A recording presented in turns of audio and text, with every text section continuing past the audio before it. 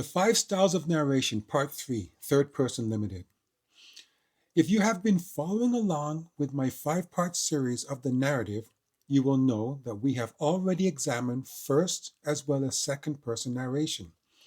Both first and second, as I described, play an important part in the telling of your story. But if there's one type of narrative that reigns above all the others, it's the third person narrative. This type of narration is not only vital to the telling of your story, when it comes to telling a story, third person narration is well used by most writers. So much so, it has three separate and distinct categories. Time for another of my little tales.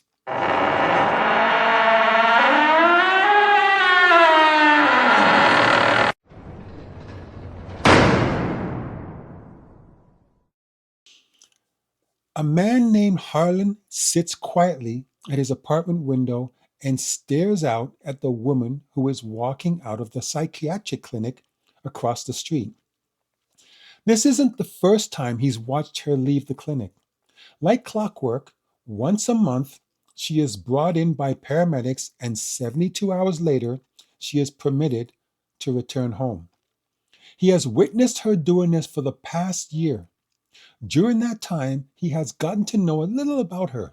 By asking some questions at the reception desk, he has found out that her name is Judith Laramie. She is 27 years of age and has repeatedly tried to commit suicide. The young woman working at the reception desk added that she felt sorry for Judith, living all alone in her apartment with no one to live for. This was the type of woman that Harlan liked, the vulnerable and lonely kind. You see, Harlan is a former patient of the psychiatric clinic, but his medical status wasn't one where he would do harm to himself. On the contrary, Harlan enjoyed the challenge of bringing about harm to others in very unique methods. He had spent a full 2 years as a guest of the clinic before they felt he was fit to return to society.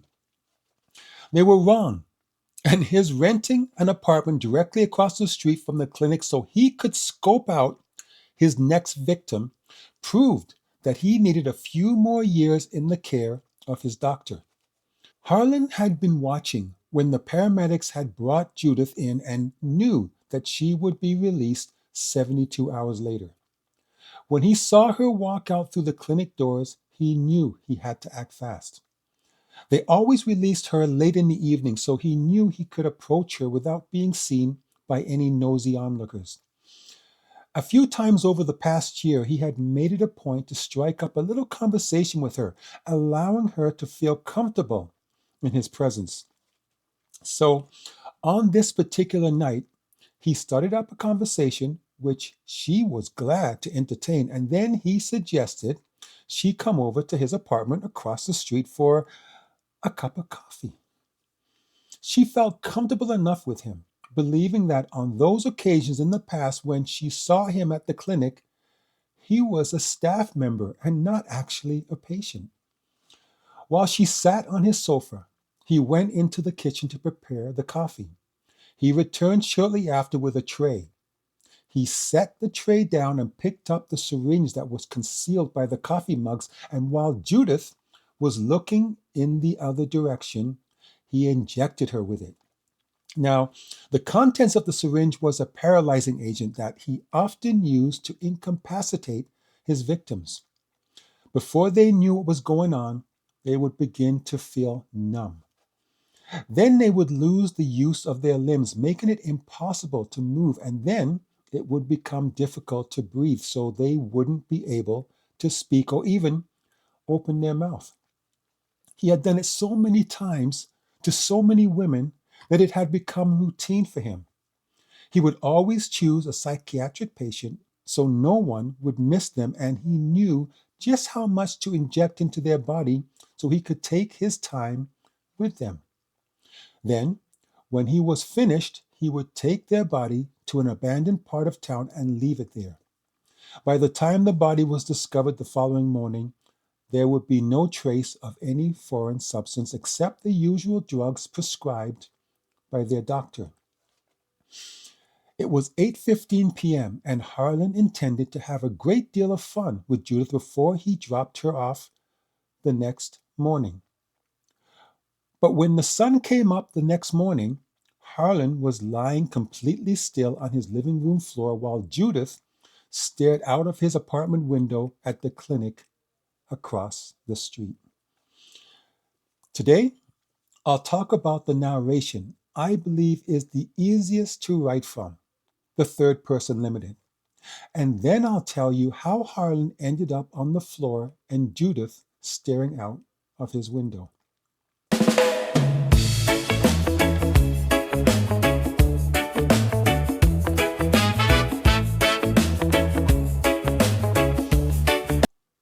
With this type of point of view, the narrator can only know what that character knows, hence the term limited. You must be quite careful here because you can't know something, or anything for that matter, that the character you're narrating for doesn't know. Think of it as if you are standing with that character at all times. You are limited to that character's experiences and those experiences alone. For example, if the character you are narrating through is standing outside of a room and suddenly there is the sound of a gunshot being fired from within that room, you, as the narrator, cannot with any certainty explain anything more than what your character can see and hear from outside of that room. This is because you are seeing through the eyes and hearing through the ears of your character. On the other hand, you can deduce what you believe happened and narrate based on that, but you must show that it's merely what you believe happened because of either the circumstances leading up to the gunshot or from an account from someone who witnessed the act. We'll use two friends for this example. One is standing in the hallway while the other is locked inside his bedroom. He stood outside of the bedroom, peering in through the keyhole, and waited for his friend to unlock the door and join him. He had begun to worry after his attempts to gain access had gone unsuccessfully. Normally, he wouldn't care if his friend locked himself inside his room. That usually meant he wanted to sleep it off and would be his usual carefree self by the following morning. But this time was different. The view from the keyhole made it terrifyingly easy to see Roger sitting on the bed, carefully loading the gun. When the sound of the gunshot rang out, Doug's greatest fear was realized. His friend had just done the very thing he had been threatening to do all week.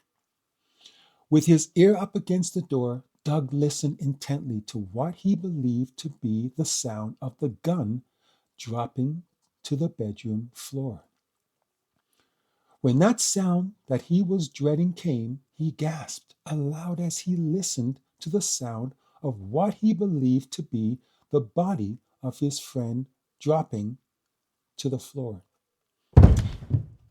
If you noticed, the narrator, Doug, never described more than the character Roger could possibly know. He could only describe what he was able to witness through the keyhole. But once Roger had shot himself and fell to the floor, unable to see anything else, Doug, the narrator, was left to rely on his sense of hearing, along with a sense of deduction from what he already knew about his friend to continue narrating. Another thing, he could also rely on his memory. Having been in the room before, he would know what the room looked like and where things were kept, making it possible to be able to describe it. This would come in handy if Doug knew that Roger kept a loaded gun behind the dresser and knew that whenever that dresser was moved, it made a distinctive scraping sound. Once Doug heard that scraping sound, he would know Roger was going for the gun. Remember, Third Person Limited focuses on the thoughts, feelings, and experiences of a single character. This type of narrative helps the reader get a better understanding of the character's inner world. Have you ever read any of the Game of Thrones books? They use Third Person Limited throughout. What might be a little confusing here is in Game of Thrones, the narration is from the point of view of several different main characters.